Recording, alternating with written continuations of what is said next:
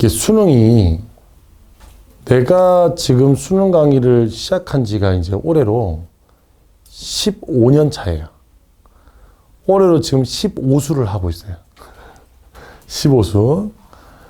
그렇지. 아니, 너의 삶과 내 삶이 다르지 않잖아. 이렇게 언제까지? 수능 때까지 공부하고, 수능 끝나고 난 다음에, 물론 뭐, 논술 보러 가는 친구들, 뭐, 면접 보러 가는 친구들, 혹은 정시 원서를 써야 되면 이것저것 신경 쓸 게 몇 가지 있겠지만, 어쨌든 수능 끝나면 좀 홀가분한 마음에 놀 수는 있죠, 그죠? 물론 이제 예체능 하는 친구들은 좀 다를 수 있어. 예체능은 그때부터 시기 준비해야 되니까. 근데 그렇게 이제 쉬고 나면, 다시 12월에 여러분과 함께 다시 이제, 여러분하고 개강한다는 뜻이 아니라, 내년 또 다른 아이들과 개강을 하겠지, 그지? 너희는 끝이야, 나하고. 올해 이후로 나를 보면 안 돼. 만나지 말자. 이해가 됐어? 이걸로 끝이야, 우린. 어쨌든 이렇게 해서 벌써 15년째가 됐어요. 그 사이에 수능 체계가 크게 보면 한 4번 바뀌었어. 원래 나 때만 해도 60문제였거든? 근데 내가 수능 강의를 시작할 무렵은 50문제로 줄어 있더라고. 수능, 그러니까 국어 영역이 말이야. 나 때는 60문제 풀었어. 지금 45문제가 아니라 60문제였다. 그러다가 50문제로 줄어 있다가 어느 순간 45문제로 또 바뀌었어. 그게 A형과 B형으로 나눠졌다가 다시 통합됐다가 최근에 가나형으로 바뀌었어요. 지금 오늘 지금 배워야 될 요 마지막 지문은 뭐냐면, 마지막 지문은 수능 시험에서 나오는 가장 긴 지문에 대한 이야기를 오늘 하려고 그래. 이해가 돼서 가장 긴 지문. 지금 여러분 보시면 여기는 첫 번째 지문은 지문이 미쳤죠. 중간에 나눠지는 거 없이 졸라 길어요. 그리고 다음 페이지 한 장 넘겨볼까? 다음 페이지.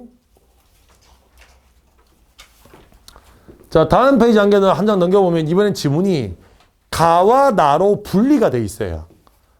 가와 나로 분리가 돼 있어. 보여? 지문이 2개로 분리가 돼 있어. 앞에 건 하나로 합쳐져 있고 뒤에 건 가나로 분리되어 있는데 하나로 합체가 돼 있든 분리가 돼 있든 똑같아요. 지문은 똑같은 거야. 이 당시에는 이게 언제였냐면 A형, B형 시절을 지나서 A, B형이 통합됐던 2016학년도부터 그 다음에 교육과정이 바뀌기 전이었던 재작년까지는 이것도 얼마 오래된 것도 아니야. 재작년까지는 46페이지에 보는 것처럼 지문이 졸라 길게 나왔어. 그러다가 재작년에 이제 교육과정이 바뀌면서 교육과정상 이렇게 긴 지문을 읽기보다는 여러 개의 지문으로 통합적인 사고를 하자라는 취지의 가나 분리형 지문이 나왔다. 근데 웃긴 건 뭐냐면 통합이 돼 있건 가나로 분리가 돼 있건 어차피 글은 똑같아. 무슨 말이냐. 자, 지금부터 다시 돌아가서 46페이지 봐봐. 예전에는 이 지문이 어떻게 생겼냐 하면 이렇게 생긴 거야. 예전에는 이렇게 돼 있었어. 처음에 고전역학에 따르면 어쩌고저쩌고 막 이런 얘기하고 그 다음에 미시색이 어떻게 해서 양자역학 얘기가 막 나와요. 양자역학 얘기가 막 나와. 그랬다가 하나, 둘, 세 번째 문단 보세요.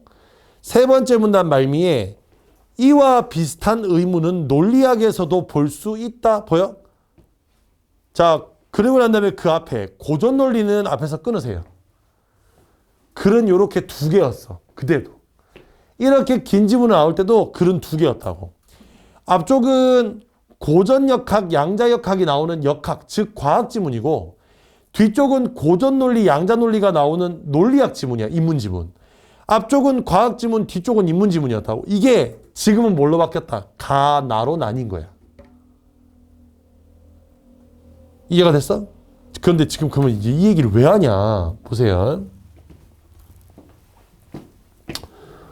오늘은 여러분하고 이제 가나 지문에 대한 이야기를 할 건데 가와 나가 결합되어 있는 독서 지문 얘기를 할 거야. 가나가 결합되어 있는 독서 지문 얘기를 할 건데 이 가와 나는 가나로 이렇게 분리가 돼 있을 때는 이 2개가 소재상 연결이 돼 있어. 이 가나는 소재상 연결이 돼 있다고. 요 다음 페이지에 나오는 48페이지의 지문은 예술이라는 카테고리 소재로 2 지문이 연결되어 있어요. 근데 중요한 건 뭐냐면 소재상으로는 연결되어 있지만 이 두 친구를 철저하게 분리해서 독해를 해야 돼. 즉 다시 말하면 가와 나는 다른 글인 거야 서로. 지금 내 말이 이해됐어? 다시 한 번 더 나봐. 여기는 이 두 지문은 소대상으로 연결돼 있다. 그런데 문제는 뭐냐면 여기는 가 나는 내용은 분리해서 이해를 해야 되는 거야. 내용은 분리해서. 이해가 됐어? 그러면 요걸 요렇게 잘라가지고 가는 가대로 나는 나대로 읽어줘야 된다고. 그럼 이것도 봐. 앞에 세 문단은 세 문단대로 뒤에 세 문단은 세 문단대로 따로 읽어야 되는 거예요. 이해가 됐죠? 이게 지금은 가나로 나눠져 있는 거니까 가 따로 나 따로 읽어줘야 돼. 그러면 그래서 어떻게 푸느냐. 우리 시 할 때 했잖아. 가를 읽고 난 다음에 바로 가나를 다 읽고 문제를 푸는 게 아니라 어떻게 가를 읽고 가와 관련된 문제부터 먼저 해결해야 돼. 그래야 내용 정리가 돼. 지금 내 말 이해했어? 이 긴 지문을 통으로 다 읽고 난 다음에 문제를 푸는 게 아니라 가 읽고 가와 관련된 문제를 풀고 나 읽고 나와 관련된 문제를 풀면서 선지를 하나하나 지워가야 되는 거야. 이해가 됐죠? 자, 지금부터 한번 가봅시다. 오늘은 이 긴 지문을 분리해서 독해하는 게 먼저 저거야. 자, 가볼게요. 고전역학에 따르면, 자, 고전역학에다 네오박스 치세요. 일단 화제는 고전역학이었어. 물체의 크기에 관계없이 초기 운동 상태를 정확하게 알 수 있다면 일정한 시간 후에 물체의 상태는 정확히 측정될 수 있으며 배타적인 두 개의 상태가 공존할 수 없다. 하지만 세모. 20세기에 등장한 양자역학에 의해, 자, 양자역학에다 네모박스. 그러면 이 두 개가 어디가 차이 나는지 봐야 돼. 의해서 미시 세계에서는, 밑줄 꺼볼게. 미시 세계에서는 상호 배타적인 상태들이 공존할 수 있음이 알려졌다. 거다 밑줄. 자, 다시 돌아가서 그러면 고전역학은 어떻다고? 밑줄 꺼볼게. 배타적인 두 개의 상태가 공존할 수 없다. 거다 밑줄 쳐봐. 그러면 고전역학은 배타적인 두 개의 상태가 공존할 수 없는 거고 미시 상태는 상호 배타적인 상태들이 공존할 수 있긴 한데 어디에서만? 미시 세계에서만. 미세계에다 괄호 치세요. 요게 차이점이야. 고전역학은 물체의 크기와 상관없이 두 상태가 공존할 수 없어. 그런데 양자역학은 거시세계 말고 미시세계에서는 공존이 가능하대. 자, 그러면서 두 번째 문단 갑니다. 미시세계에서의 상호 배타적인 상태의 공존을 이해하기 위해 거시세계에서 회전하고 있는 반지름 5cm의 팽이를 생각해보자. 그 팽이는 시계방향 또는 반시계방향 중 한쪽으로 회전하고 있을 것이다. 팽이의 회전 방향은 관찰하기 이전에 이미 정해져 있으며 다만 관찰을 통해 알게 되는 것뿐이다. 그러니까 거시세계는 그냥 이렇게 알게 되는 거래. 됐어? 이렇게 알게 되는 거래. 이와 달리 미시세계에서는, 미세계는 범위가 아주 작은 거, 그 미시세계에서 전자만큼 작은 팽이 하나가 회전하고 있다고 상상해보자. 이 팽이의 회전 방향은 시계 방향과 반시계 방향 두 상태가 공존하고 있다.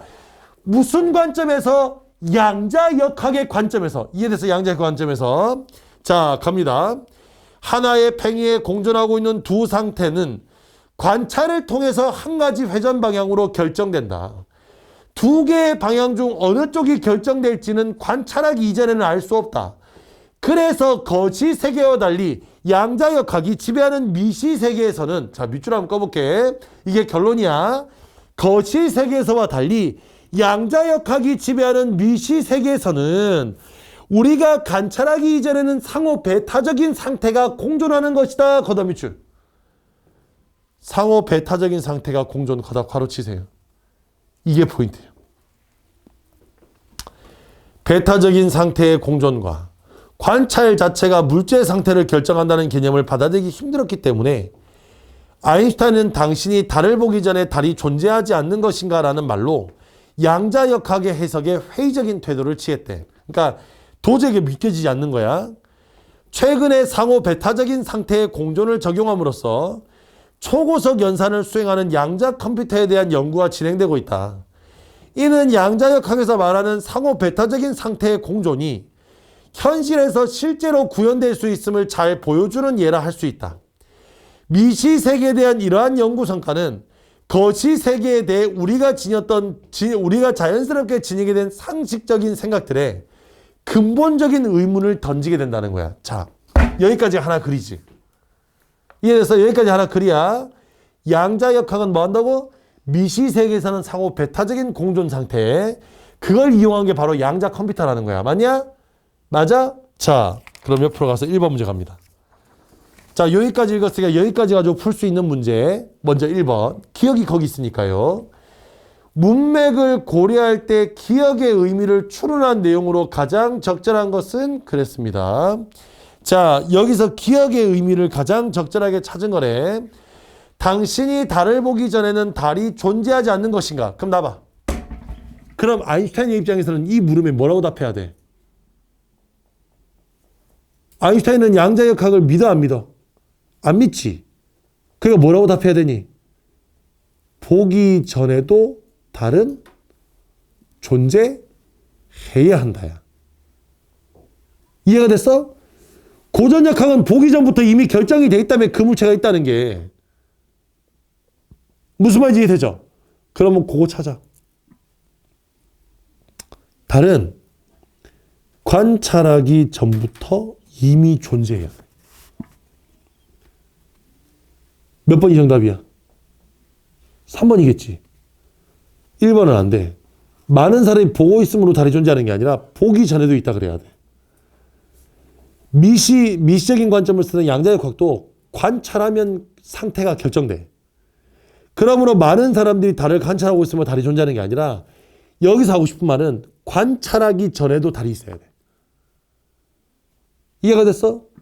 그러면 관찰하기 이전에도 달이 있어야 한다는 거니까 정답은 3번입니다. 2번은 안 되는 이유가 달은 질량이 매우 큰 거시세계의 물체이므로 관찰 여부와 상관없이 존재한다 그랬는데, 관찰 여부 존재한다 그랬는데, 지금 여기서는 핵심은 거시세계에 존재한다가 중요한 게 아니라 미시세계 자체를 부정해야 된다고. 보지 않으면 결정되지 않아. 이걸 반박해야 되는데 거시세계라는 게 중요하지 않아요. 이거. 이해가 됐죠? 그래서 정답은 3번이 돼. 자, 그 다음 뒤로 넘어가서 2번 문제 갑니다. 자, 이번엔 문제는 양자 컴퓨터를 이용하는 거네요. 윗글을 바탕으로 보기의 양자 컴퓨터와 일반 컴퓨터에 대한 이해야. 그러면 양자 컴퓨터와 일반 컴퓨터의 차이점을 알아야 되겠죠. 두 개로 나눴으면. 자, 차이점 합니다. 양자 컴퓨터는 여러 개의 이진수들을 단 한 번에 처리함으로써 일반 컴퓨터보다 훨씬 빠른 속도로 연산을 수행한다. 연산 속도에 영향을 미치는 다른 요소들을 배제하면 이진수를 처리하는 횟수가 적어질수록 연산 결과를 빨리 얻을 수 있기 때문이다. 그러니까 일반 컴퓨터가 빠른데 그렇게 한대요. 그래서 n자리 이진수를 나타내기 위해서는 n비트가 필요하고 n자리 이진수는 모두 2의 n개가 존재하는 거야. 자, 여기서 2의 n개가 나왔어. 2의 n개. 2의 n개가 나왔어. 자, 일반 컴퓨터는 한 개의 비트에 0과 1 중 하나만 남을 수 있어. 두 자리 이진수의 경우에는 2비트 왜? 2에 2니까 모두 몇 번에 걸쳐서? 4번에 걸쳐서 이루어진대. 맞지? 2에 2비트니까. 자, 그래서 4번에 걸쳐 처리한다. 하지만 공존의 원리를 이용하는 양자 컴퓨터는 0과 1을 하나의 비트에 동시에 담아서 정보를 처리할 수 있어. 두 자리 이진수를 2비트를 이용하여 연산할 때 단 한 번에, 밑줄 꺼볼게. 단 한 번의 처리가 가능하다. 그 다음 밑줄. 이게 핵심인 거야. 몇 번이 나오지 않고 단 한 번의 처리가 가능한 거예요. 공존하는 거니까. 자, 1번 갈게요. 양자 컴퓨터는 상태의 공존을 이용함으로써 연산에 필요한 비트 수를 늘릴 수 있다. 얘들아, 나봐. 연산에 하는 비트 수는 늘릴 수가 없지. 오직 몇 번만 해야 된다고? 한 번만 해야 되는 거잖아. 그래서 상태의 공존을 이용하면 비트 수를 늘릴 수 있는 게 아니라 연산 속도를 빨리 하는 겁니다. 알겠죠? 그래서 상태의 공존을 이용하여 연산의 속도를 빨리 하는 거예요. 2번 갑니다. 3비트를 이용하여 세 자리 이진수를 모두 처리하고 할 때 양자 컴퓨터는 몇 번 만에 이루어진다고? 양자 컴퓨터는 몇 번 만에 이루어진다고? 한 번. 일반 컴퓨터는 몇 번? 3비트 이용하니까 몇 번? 했는데 병신같이 이걸 2번이라고 하는 애들 많이 봤어요, 나는.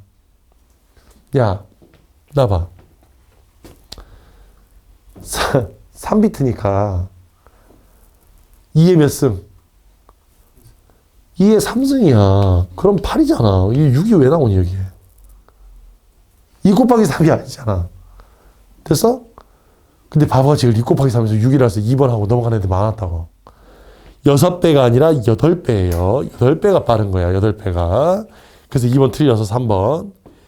한 자리 이진수를 모두 처리하기 위해 1비트를 사용한다고 하더라도 일반 컴퓨터는 몇 번? 나봐. 1비트를 사용하더라도 몇 번? 1을 집어넣으니까 몇 번? 2번이겠지. 양자 컴퓨터는 한 번이고 그래서 3번 틀렸어. 둘이 같지 않아. 4번에 양자 컴퓨터의 각각의 비트에는 0과 1이 공존하고 있어. 4비트로 모두 한 번에 처리할 수 있는 4자리 이진수의 개수는 모두 16개이다. 왜? 2의 n개인데 4비트니까 모두 16개가 나오는데 그걸 몇 번에 처리한다고? 한 번에 처리한다. 맞죠? 정답은 4번입니다. 5번에 3비트의 양자 컴퓨터가 3자리 이진수를 모두 처리하는 속도는 6비트의 양자 컴퓨터가 6자리 이진수를 모두 처리하는 속도와 같다 그래야지. 3비트가 됐든 6비트가 됐든 12비트가 됐든 몇 번에 처리한다고? 한 번. 양자 컴퓨터는 한 번. 처리 속도는 같아요. 됐어? 됐어? 그래서 정답은 몇 번? 4번. 이렇게 문제 풀어주고 다음 지문 읽는 거야. 지금 내 말이 해야 되니? 이렇게 풀어주고 다음 읽는다고. 이어서. 자, 그러면 이제 자기지시적 문장이 3번이 그거 물어보는 거니까 네 번째 문단으로 가야 되겠네. 갑니다. 고전 논리는 참과 거짓이라는 두 개의 진리치만 있는 이치 논리이다. 그리고 고전 논리에서는 어떠한 진술이든 참 또는 거짓이다. 이는 우리 상식과 우리 상식적인 생각과 잘 들어맞는다. 그러나 세모. 프리스트에 따르면, 자, 프리스트에다 네모박스 한번 쳐봅니다. 어떤 사람의 주장이 나오면 그 주장의 결과를 찾는 거예요. 프리스트에 따르면 참인 진술과 거짓인 진술 이외에 참인 동시에 거짓인 진술이 있다. 이를 설명하기 위해 그는 거짓말적인 문장을 제시한다. 거짓말적인 문장을 이해하기 위해 자기 지시적인 문장과 자기 지시적이지 않은 문장을 구분해보자. 자기 지시적인 문장은 말 그대로 자기 자신을 가리키는 문장을 말한다. 예를 들어 이 문장은 모두 18음절로 이루어져 있다라는 참인 문장은 자기 자신을 잡아라. 이 문장은 이 문장을 가리키는 거잖아. 이 문장은 이 문장을 가리키는 거잖아. 그래서 이 문장은 뭐가 된다고? 자기 지시적인 문장인 거야. 자기를 지칭하니까. 반면 페루의 수도는 리마다는 건 페루의 수도가 리마인지 아닌지만 알 뿐 이건 자기를 지시하는 문장이 아니지. 페루를 지시하는 거잖아, 이건. 이해가 됐죠? 그러니까 자기 지시적인 문장은 자기를 지시해야 돼. 자, 그래서 그대 갑니다. 이 문장은 거짓이다는 거짓말적인 문장이다. 이는 이 문장이라는 표현이 문장 자체를 가리키며 그것이 거짓이라고 말하는 자기 지시적인 문장이다. 그렇다면 프리스트는 왜 거짓말적인 문장에 참인 동시에 거짓을 부여한다고 생각할까? 이에 답하기 위해서는 우선 거짓말적인 문장이 참이라고 가정해보자. 자, 거짓말적인 문장이 참이야. 그렇다면 거짓말적인 문장은 거짓이다. 여기서부터 약간 정신이 나가죠. 정신병 걸리겠지, 그지? 나봐. 자, 요런 지문을 논리학 지문이라 그래. 자, 거기 귀퉁이에 빈 여백 어디 저 나는 데다 한번 써봅시다, 한번. 이런 문장을 논리학 지문이라 그래. 지금처럼 명제네, 참이네, 거짓이네, 요런 등등이 나오는 지문을 우린 논리학 지문이라 그래. 논리학 지문은 잘 들어봐. 논리학 지문은 얘를 이해하려고 들면 정신병 걸려.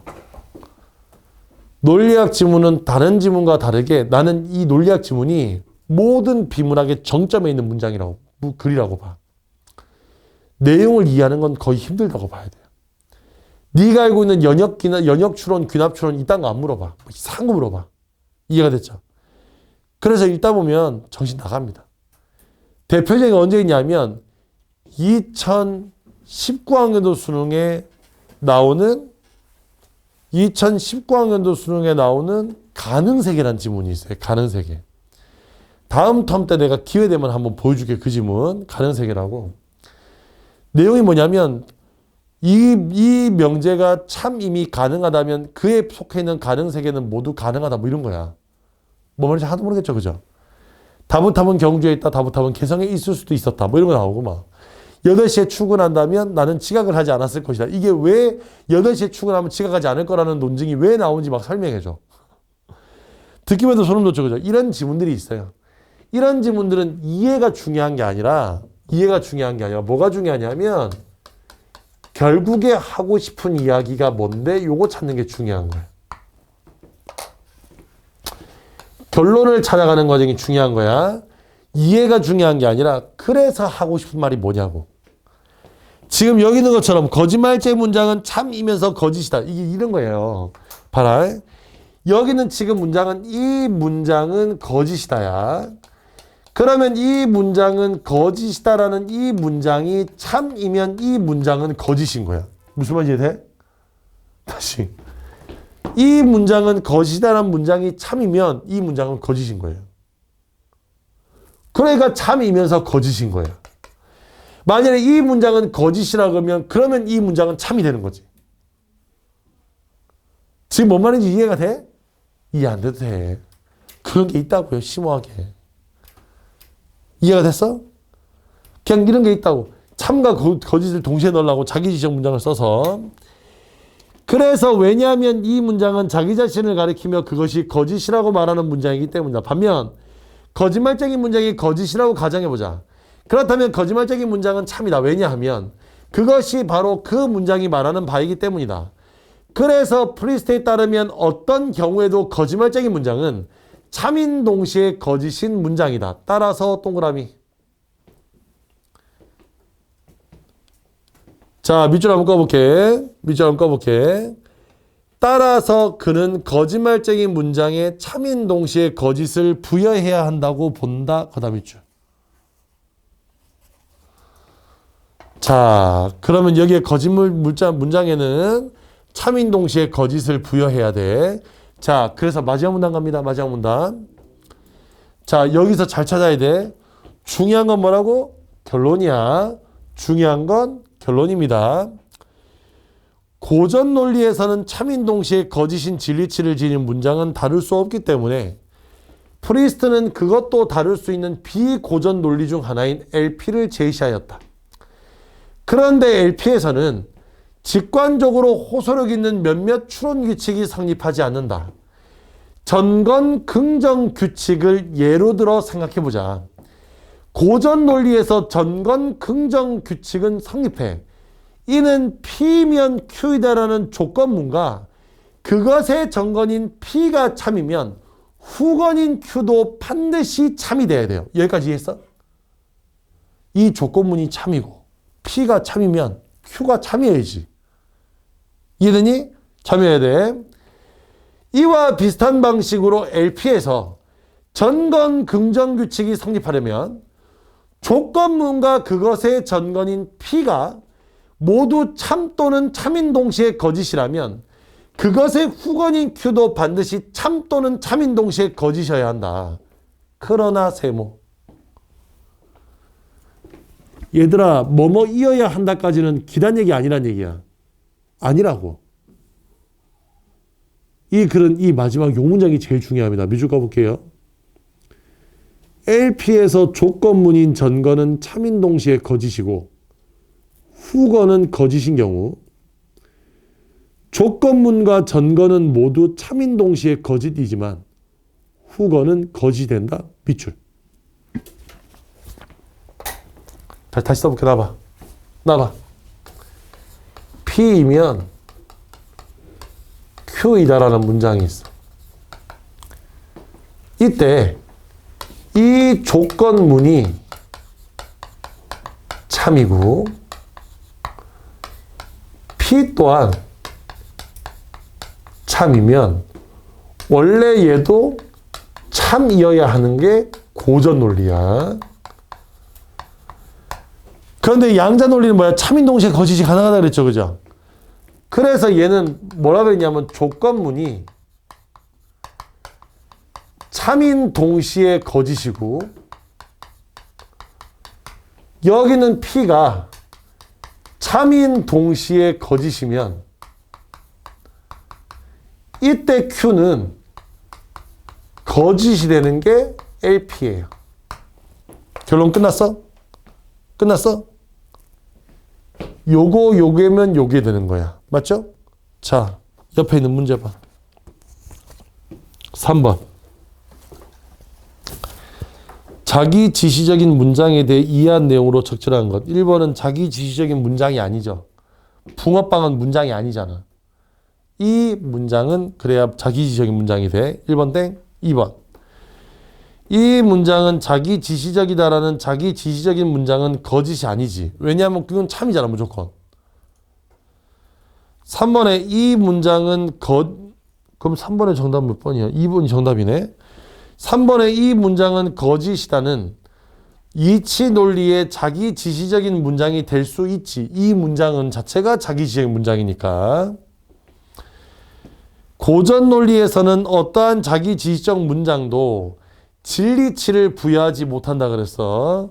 어떠한 자기 지시적 문장에도 진리치를 부여하죠. 참 또는 거짓이라고. 비고전 논리에서는 모든 자기 지시적 문장에 아니지. 미안. 4번에 어떠한 자기 지시적 문장에도 진리치를 부여하지 못하는 게 아니라 참이거나 거짓인 경우는 진리치를 부여할 수 있으니까 이거는 진리치 부여하지 못해서 4번 안 되고 5번의 비고전 논리에서는 모든 자기 지시적 문장에 참인 동시에 거짓을 부여한다 그랬는데 모든 자기 지시적 문장이 다 참인 동시에 거짓은 아니야. 이해가 됐죠? 왜? 자기 지시적 문장 중에서 앞에 나온 것처럼 이 문장은 거짓이다. 이런 경우에만 참인 동시에 거짓을 줄 수 있다고. 이 문장은 자기 지시적이다. 이건 그냥 참이야. 그냥 뭐 참인 동시에 거짓이야. 이해가 됐어? 자, 그래서 정답은 2번이야. 4번 가볼게요. 오늘의 하이라이트는 4번이니까 봐. LP에서 나봐라. 자, 결론이 이거야. 결론은 요것만 찾았어. 맨 마지막에 그러나 뒤 여기가 결론이라고. 자, 그럼 선지 한번 따라가 볼게. LP에서 P가 나보세요. 그냥 나봐. 선지 보자. 나봐. 내가 읽어줄 테니까. LP에서 P가 참인 동시에 거짓이고 Q가 거짓이면 조건문은 뭐가 돼야 돼? LP야. P가 참인 동시에 거짓이고 Q가 거짓이면 조건문은 뭐가 돼야 돼? 참인 동시에 거짓이 돼야 되겠죠. 그죠? 그래서 1번 틀렸어. 단 하나도 어려운 게 아니야. 2번 가볼게. LP에서 니은과 P가 봐라. 조건문과 P가 참인 동시에 거짓이면 나 보세요. 조건문과 P가 참인 동시에 거짓이면 Q는 뭐 해야 돼? 거짓이어야 되겠지. 그지? 2번 틀렸어. Q가 거짓이어야 된다니까? 3번에 LP에서 니은 조건문과 P가 참인 동시에 거짓이면 Q는 뭐가 돼야 된다고? 거짓이 돼야 된다고. 3번 또 틀렸어. 지금 내가 하는 말이 어려워? 이거 결론만 찾으라고. 이해하지 말라고. 이해하는 게 아니라 이것만 찾으면 되는 거야. 찾으면. 이해됐죠? 찾아서 얘를 넣기만 하면 되는 거잖아. 넣기만. 무슨 말인지 이해돼? 넣기만 하면 되는 거잖아. 자, 4번. 고전 논리에서, 이게 고전 논리야. 니은과 피가, 조건문과 피가 각각 거짓이 아니란 얘기는 참이네. 그러면 Q도 참이어야지. 4번 틀렸어. 5번에 고전 논리에서 조건문과 P가 참이면 Q가 거짓인 것은 불가능하겠지. 참이어야 되니까. 그래서 정답은 5번입니다. 지금 뭔가 복잡한 추론 과정을 겪는 게 아니잖아. 그냥 찾아주는 거라고. 찾아주는 거. 결론을 찾아주는 거라고. 이게 중요하다고. 이해됐죠? 논리학은. 자, 5번 가볼게. 5번은 예시가 4개가 나와요. 기역, 니은, 디귿, 리을. 왜 이렇게 났을까? 얘들아, 5번의 예시는 왜 그렇게 났어? 왜 기역, 니은, 디귿, 리을 이렇게 났을까? 앞에 기역, 니은 묶어. 전자니까 뭐겠어? 미시세계. 디귿하고 리을은 2개 묶어봐. 이건 무슨 세계? 거시세계. 나봐. 그러면 니은하고 기역 니은은 미시세계니까 여기서 양자역학과 고전역학의 가장 큰 차이는 어디서 나는 거야? 거시세계는 똑같아. 어디서 나는 거? 미시세계에서만 차이가 나는 거야. 상태가 공존하냐? 상태가 정해져 있냐? 머릿속에 정리가 됐어? 1번 가볼게요. A는 지금 뭘 받아들였냐면 고전 논리야. 고전 논리. A는 고전 논리. 기억이 참이 아니라면 거짓이고 참 거짓 이외에 다른 진리치를 가질 수 없다고 주장할 것이다. 1번 맞는 말. 왜? A는 고전 논리니까. 자, 그럼 2번 갑니다. 2번. B는 기억이, B는 LP라고 기억이 참인 동시에 거짓이라고 주장할 수 있지만 디귿은 참 아니면 거짓이라고 주장해요. 왜? 디귿은 거시세계이니까요. 거시세계는 똑같아요. 두 사람이. 이해가 됐어? 똑같은 거야. 자, 3번 갑니다. A와 B는 모두 디귿이 참일 때 리을도 참이 되는 것은 불가능하다고 주장할 것이다. 3번 맞는 말이지. 거시세계에서는 상태가 공존되지 않아요. 상태의 공존은 미시세계에서만 이루어지는 거랍니다.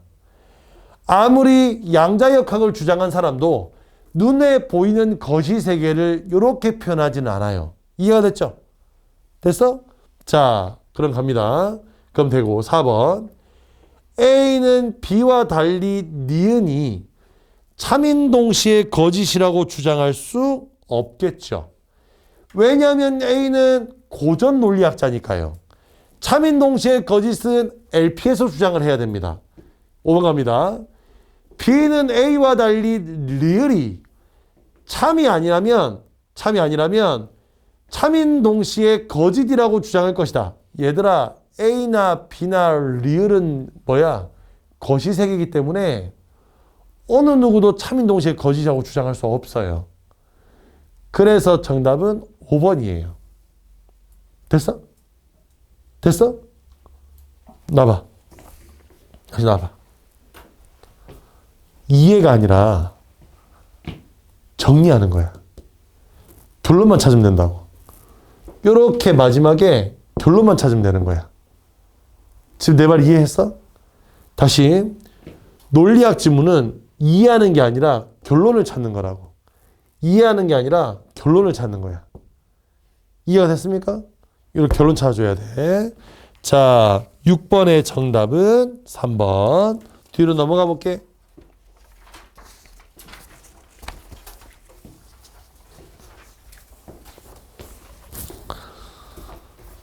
자, 그러면 논리학은 그렇게 하는 거야.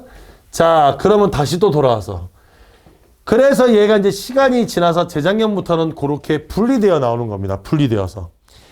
앞에 있는 가는 뭐에 대한 얘기냐면 예술의 개념에 대한 문제이고 나는 예술 작품의 감상 문제예요. 그러니까 여기서 가하고 나하고는 완전히 다른 거야. 알겠죠? 다시 한 번 더. 가는 예술의 정의에 대한 거고 나는 예술의 작품 감상의 방법에 대한 겁니다. 무슨 말인지 알겠죠? 그래서 이렇게 예술이라는 키워드로 두 지문을 썼다고. 그럼 우리 어떻게 하자? 가 읽고 가와 관련된 문제부터 풀고 나 읽고 나와 관련된 문제 풀면 되겠어. 이해가 됐어? 가 읽고 가와 관련된 문제를 먼저 풀고 나 읽고 나와 관련된 문제를 먼저 풀면 좋을 것 같아. 그래서 2번이나 3번을 먼저 풀고 나중에 나를 읽고 난 다음에 4번, 5번 정도를 풀면 되겠네. 이해됐죠? 풀면 되겠네. 자, 그 다음 또 하나 더. 자, 이 지문은 이제 오늘 뭐 해야 되냐면 요걸 좀 해야 돼요. 그거 써보자. 전문가나 권위자의 이 헬스 앞에서 이름이 제시되어 있으면 이렇게 이름이 나오는 글은 반드시 그 뒤에 주장이 서술되게 돼. 반드시 그 뒤에 주장이 서술되게 돼. 경험상 우리가 알다시피 이렇게 주장이 나오면 이 주장을 무조건 문제화를 시킵니다. 그래서 내가 뭘 찾아주라 그랬냐면 그 주장의 결론을 찾으라고 했어. 결론을 찾는 게 중요하다고 말씀을 드렸어. 전문가나 권위자의 이름이 제시되어 있으면 주장을 통해서 결론을 찾는 겁니다. 주장을 통해서 결론을 찾는 거예요. 됐지? A는 뭐라고 주장했어? B라는 뭐라고 주장했어? C는 뭐라고 주장해서 결론 찾는 거야. 그리고 이 와중에 이 사람이 한 사람이 아니라 이렇게 여러 사람이 등장하면, 자, 여러 사람이 등장하는 거야. 이렇게 여러 사람이 등장하면 전문가나 권위자의 이름을 제시하여 이렇게 여러 사람이 등장하면 반드시 이 사람들 사이에 차이점을 찾아줘야 됩니다. 이 사람들 사이에 차이점 찾는 거예요. 차이점.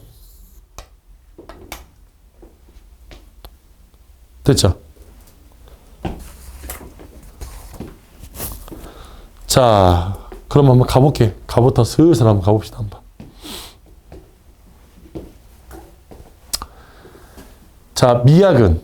미학은 예술과 미적 경험에 관한 개념과 이론에 대한 논의하는 철학의 한 분야로서 미학의 문제들 가운데 하나가 바로 예술의 정의. 자, 예술의 정의에다가 밑줄 한번 꺼봐. 자, 요게 키워드야.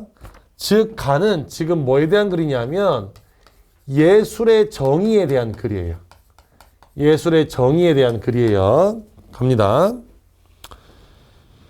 예술이 자연의 모방이라는 아리스토텔레스의 말에서 비롯된 모방론은, 자, 모방론에다 네모박스 한번 쳐봐. 자, 그래서 첫 번째 뭐가 나왔냐 하면 모방론이라는 사람들이 등장해서 모방론. 자, 이 모방론은 대상과 그 대상의 재현이 닮은 꼴이어야 한다는 재현의 투명성 이론을 전제한대. 자, 그러면 이 모방론이란 건 뭐냐면 다시 올라가서 밑줄 한번 꺼볼게. 예술이 자연에 대한 모방, 거다 밑줄. 그러면 결국 이 모방론의 정의는 예술은 자연을 그대로 모방하는 거였어. 자연을 그대로 모방하는 거였어. 자연은 그대로 닮은 꼴이어야 된다고. 그러나 예술가의 독창적인 감정 표현을 중시하는 한편 외부 세계에 대한 왜곡적인 표현을 허용하는 낭만주의 사조가, 자, 낭만주의 사조에다 네모박스 한번 쳐봐. 자, 그래서 이제 그 뒤에 이어서 뭐가 나왔냐 하면 낭만주의 사조가 나왔어. 낭만주의 사조가.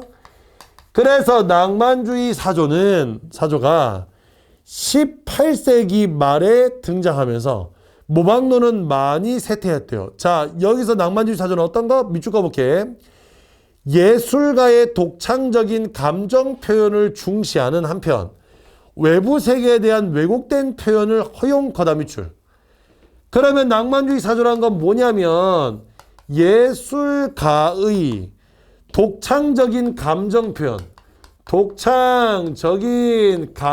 표현이 중요하고 그리고 또 하나 더 그 뒤에 외부 세계에 대한 왜곡된 표현, 외부에 대한 왜곡된 표현, 왜곡된 표현, 요런 게 들어가 주는 게 가라는 거예요. 낭만주의 사조는. 예술가의 독창적인 감정 표현에 외부의 왜곡된 표현이 들어간다는 거예요. 됐죠? 요렇게. 자, 그러면 여기까지가 지금 앞에 얘기야. 두 개는 완전 반대되는 이야기네. 얘는 그대로 모방하는 거라면 얘는 왜곡해도 상관없다고. 중요한 건 예술가의 감정이니까. 이해가 됐죠?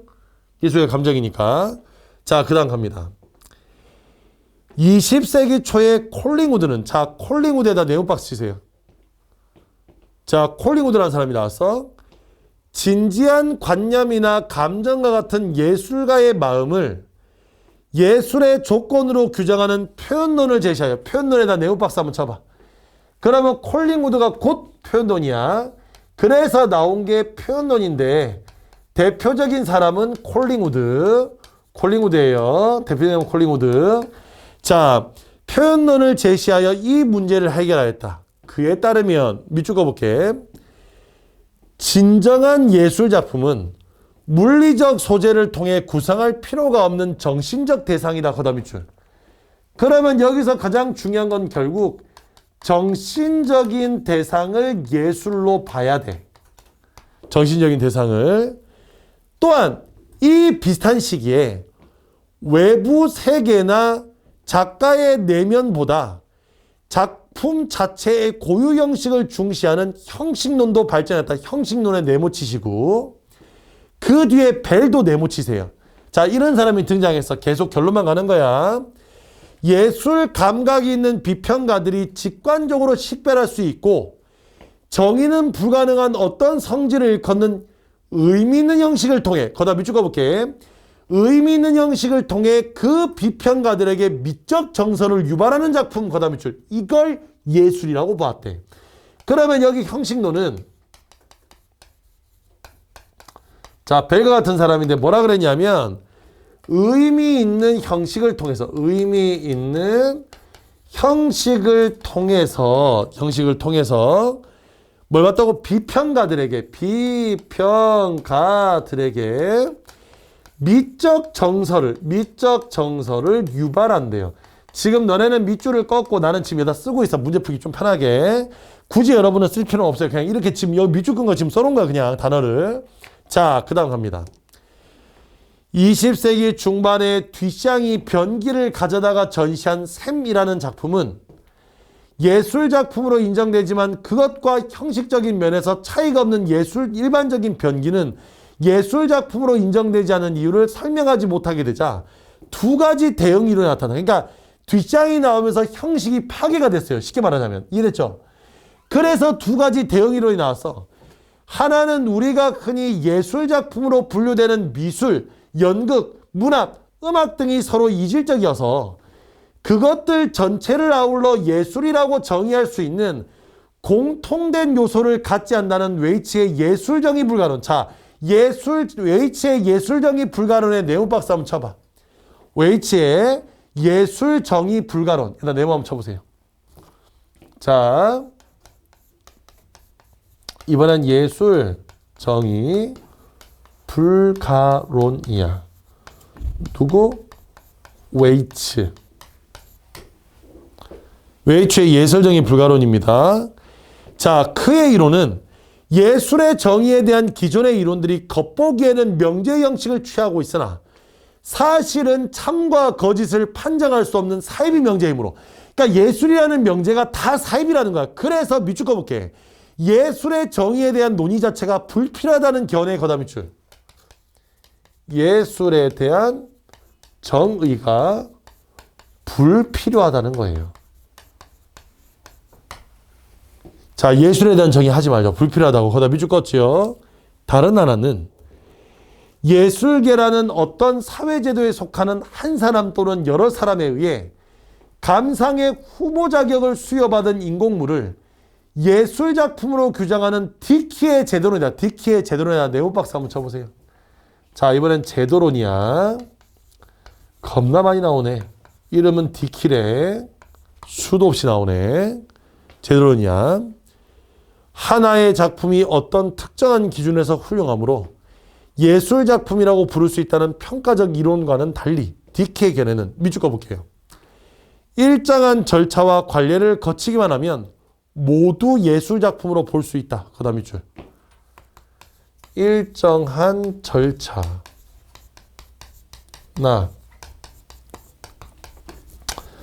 관례를 거치기만 하면 모두 예술이 될 수 있다고 본 거예요. 됐어? 됐죠? 자, 여기까지 내용이야. 겁나 많은 사람들이 등장해서 각각의 주장에만 밑줄을 쳐도 이렇게 됩니다. 자, 그러고 난 다음에 옆으로 가서 2번 문제 볼게요. 이 중에 뭘 찾으래? 나봐, 이 중에 뭘 찾으래? 형식론이지. 형식론 어떻게 된다고? 의미 있는 형식을 통해 비평가들의 미적 정서가 유발되는 거야. 찾아. 몇 번이 돼야 돼? 비평가들의 미적 정서가 유발되는 의미 있는 형식이 있어야 돼. 그걸 예술로 본다고. 정답 몇 번? 1번이겠죠. 그죠? 쉽잖아. 요렇게 밑줄 꺼놓고 형식론 가서 의미 있는 형식은 비평가의 미적 정서를 유발한다. 요거 똑같은 거 찾으면 돼. 그냥. 어려울 거 하나 없어. 2번의 정답은 1번. 3번 갈게요. 3번은 5번부터 거꾸로 올라올게. 봐봐. 예술정의 불가론자가 표현한테 할 수 있는 말. A가 B에게 할 수 있는 말. 잘 봐라. A가 B에게 할 수 있는 말은 두 가지야. 내 말이 옳아. 이거나 아니면 네 말은 절대 안 되거나 둘 중에 하나야. 내가 맞거나 네가 틀렸거나 둘 중에 하나야. 자, 5번 가볼게. 예술정의 불가론자에게 표현론자에게 할 수 있는 말은 예술정의 불가론자는 뭐 한다고 그랬어? 예술에 대한 정의가 말이 안 되기 때문에 예술에 대한 정의는 불필요하다야. 자, 5번 가볼게. 당신이 예술가의 관념을 예술작품의 조건을 규정할 때 사용되는 명제는 예술을 규정할 때의 명제는 참과 거짓을 판단할 수 없기 때문에 받아들일 수 없습니다. 맞죠? 맞잖아. 예술에 대한 정의는 불필요하대. 받아들일 수 없다며. 됐어? 그러니까 5번 맞는 말이야. 지워. 4번. 뒷샹이 제도론자에게 할 말이야. 내 주장이 없으면 예주장 보는 거예요. 예술계의 일정한 절차와 관례를 거치면 예술작품이라는 당신의 주장은 저의 셈 이외에 다른 병기들도 예술작품이 될 수 있음. 뭐만 거치면? 절차와 관례만 거치면. 됐어? 그래서 2번, 4번도 맞는 말. 지워. 3번.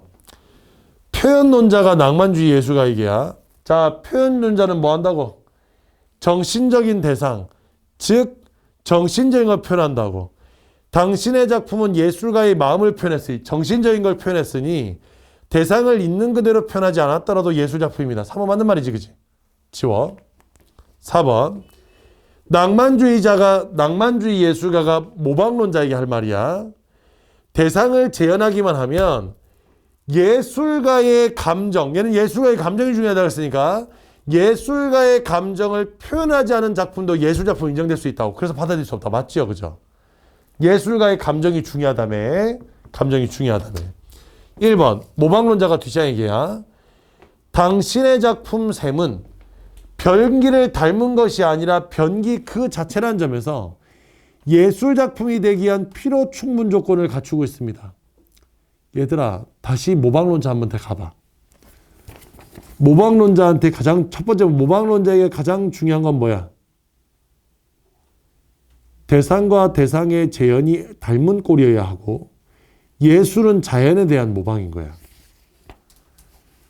그런데 1번에 당신 작품 셈은 변기를 닮은 것이 아니라 변기 그 자체. 얘들아, 이 작품이 변기를 모방하려고 한 그림이 아니잖아. 작품이 셈이야, 셈. 네가 알고 있는 그 셈, 옹달샘. 그러면 이게 모방론자의 관점으로 예술작품이 되려면 뭐 해야 돼? 작품 제목이 샘이니까 샘을 그대로 모방했어야지.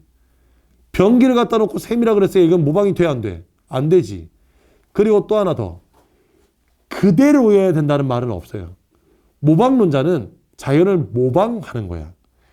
그대로가 된다는 말은 한 적이 없어. 모방이어야지. 이해가 됐어? 그래서 정답은 1번이에요. 정답은 1번. 요 주장 그대로 찾는 거예요. 요 주장 그대로 찾는 것. 자, 됐습니다. 자, 그대로 돌아가서 이번엔 나로 가보겠습니다. 나가서 또 나 문제 풀어볼게. 나 문제 풀어볼게. 자, 예술 작품을 어떻게 감상하고 비평해야 하는지에 대한 다양한 논의들이 있다. 예술 작품을 어떻게 감상하고 비평, 거다 밑줄. 자, 이번 글은 예술 작품에 대한 감상이야, 감상. 자, 그래서 두 번째 문단으로 가겠습니다. 두 번째 문단. 맥락주의 비평은, 자, 첫 번째 나온 게 맥락주의 비평이에요. 맥락주의 비평은, 밑줄 가볼게. 예술 작품이 창작된 사회적, 역사적 배경에 관심을 갖는다, 밑줄. 그래서 맥락주의 비평이라는 것은 뭐냐면, 사회적, 역사적 배경이 있어야 돼. 기억의 맥락주의 비평은 고의 그대로 하면 사회적, 역사적 배경, 사회적, 역사적인 배경에 가져야 돼. 비평가 텐에다 네오박스, 이 사람 같은 사람이죠. 예술 작품이 창작된 당시 예술가가 살았던 시대 환경, 정치, 경제, 문화적 상황, 작품이 사회에 미치는 효과 등이 예술작품 비평의 중요한 근거를 삼는다. 그 이유는 예술작품이 예술가가 속해 있는 문화의 상징과 믿음을 구체화하여 예술가가 속한 사회의 특성들을 반영한다고 보기 때문이다. 또한 맥락주의 비평에서는 작품이 창작된 시대적 상황 외에 밑줄 그어볼게. 작가의 심리적인 상태와 이념을 포함하여 가급적 많은 자료를 바탕으로 작품을 분석하고 해석한다고 다음 밑줄. 뭐가 또 포함된다고? 작가의 심리적 상태와 이념이에요. 상태와 이념. 요것도 이 안에 들어간다는 거예요. 그러나 객관적 자료를 중심으로 작품을 비평하려는 맥락주의는 자칫 작품 외적인 요소에 치중하여 작품의 핵심적인 본질을 훼손할 우려가 있다는 비평을 받는다. 이러한 맥락주의 비평의 문제점을 극복하기 위한 방법으로는 형식주의 비평과 인상주의 비평이다. 자, 형식주의 비평의 네오박스 한번 쳐봐.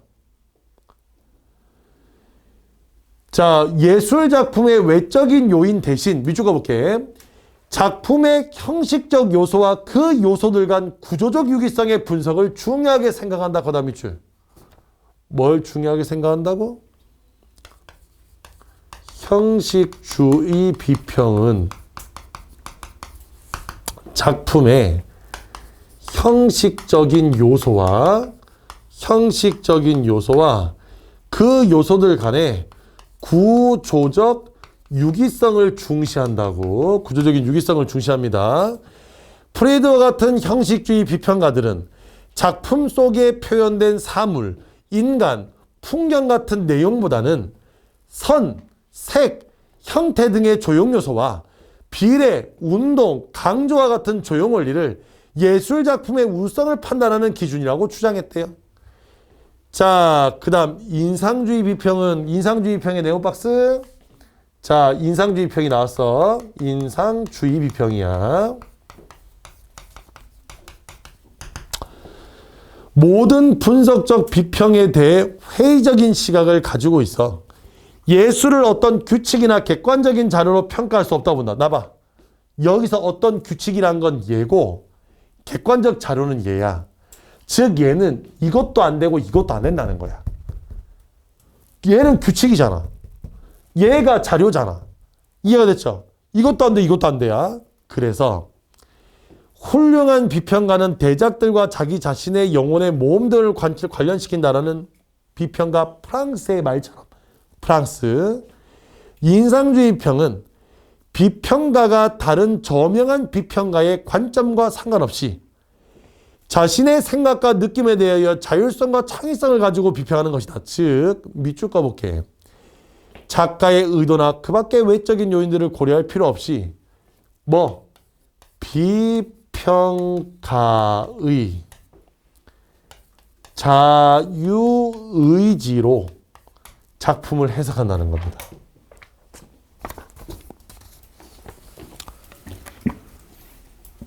자, 4번 보세요. 피카소의 게르니카에 대해 보기에 A는 기억의 관점, B는 니은의 관점이에요. 기억은 맥락주의 평이고 니은은 인상주의 평입니다. 그럼 1번부터 가볼게. 1937년에 게르니카에서 발생한 사건을 언급한 것은 역사적 정보. A는 역사적인 배경 쓰는 거 맞지? 1번 지워. 2번. 전 세계에 고발했다고 서술한 것은 작품이 사회에 미친 효과. 사회적인 배경 맞지? 지워. 자, 그러면 3번에 비해서 슬퍼 보이고 고통을 호소하는 건 작가의 심리적인 상태. 나봐. 작가의 심리적인 상태는 어디에 있었어? 기억에 있었네. 근데 여기 뭐래? 앞에 주어가. B인데 B는 무슨 관점이어서 기억이 아니라. 니은의 인상주의 비평이니까 여기 들어가면 돼, 안 돼? 안 되네. 정답은 3번이. 됐죠? 정답은 3번이겠네. 왜냐하면 여기서 얘가 들어가면 안 되는 거잖아. 됐습니까? 자, 그럼 5번 갑니다. 5번. 나머지는 4번과 5번은 다 비평주의 인상이니까 5번. 다음은 비평문을 쓰기 위해 미술 전람에 다녀온 학생이 가와나를 읽은 후에 하는 겁니다. 자, 1번 갑니다. 콜링우드의 관점. 자, 콜링우드 어디 있어? 빨리 찾아. 콜링우드 여기 있네. 콜링우드는 화가 A가 가지고 있는 아버지에 대한 그리움, 즉 정신적인 대상을 표현한 거니까 1번은 맞는 말이지. 2번에 디케의 관점을 적용하면 평범한 신발이 특별한 이유는 신발의 원래 주인이 화가였다는 사실을 언급하여 화가 중요한 게 아니라 일정한 절차와 관리가 있어야 돼. 여기 일정한 절차와 관리의 과정이 어디 있어? 신발이 화가 거면 다 예술가가 되니? 아니지. 절차가 있어야지. 절차가 없으니까 정답은 2번이야. 텐의 관점은, 자, 텐은 여기 있어. 텐 어디 있냐? 텐 여기. 텐은 작가의 심리적인 상태나 이념을 반영한 거니까 예술가의 상징 맞고요. 프리드는 따뜻한 계열의 색들이니까 형식적인 요소를 가지고 감상한 거 맞지. 5번에 프랑스는 나의 지침, 여기서 나가 뭐야? 감상자, 비평가야. 비평가의 요런 것들을 느꼈음. 비평가가 요런 걸 느꼈음을 서술하고 있다. 맞지요? 그래서 이 문제의 정답은 2번입니다. 6번 문제의 정답은 3번이고 앞에 1번 문제의 정답은 4번이에요. 1번 정답은 4번이야. 다시 나봐. 오늘 여러분이 꼭 기억해야 될 포인트입니다. 봐봐. 일단 가나가 요렇게 겹쳐 나오면 이걸 두 개를 어떻게 한다고? 요렇게 나눠서 해줘야 돼. 정보가 원체 많기 때문에 나눠놓지 않으면 여기까지 다 읽으면 이거 분명히 헷갈려요. 알겠죠? 그래서 각가지 읽고 일단 가와 관련된 문제부터 먼저 해결. 그리고 마지막 여기 읽고 난 다음에 남은 문제 해결. 이렇게 풀면 된다고. 이해됐죠? 자, 두 번째. 오늘 앞에 배웠던 지문은 논리학 지문이야. 논리학 지문은 뭐가 중요하다고? 이해하는 게 중요한 게 아니라 결론을 찾는 거예요. 이해가 아니라 뭐 찾는 거라고? 결론을 찾는 거라고. 그래서 이해하지 말고 결론 찾아오고. 이 다음까지 하면 더 할 거야. 다음 텀 때. 자, 그 다음에 여기서 지금 요거는 이렇게 많은 사람의 이름이 등장하면 방법 없어. 정리해가면서 읽어야지. 이해됐어? 그래서 결론만 찾아가지고 차이점 찾는다고 생각하고 결론만 찾아가지고 정리해도 문제 다 풀립니다. 요것들을 좀 복습해 주시면 좋겠습니다. 자, 오늘 이제 요것으로 일단 요 교재를 마치겠고요.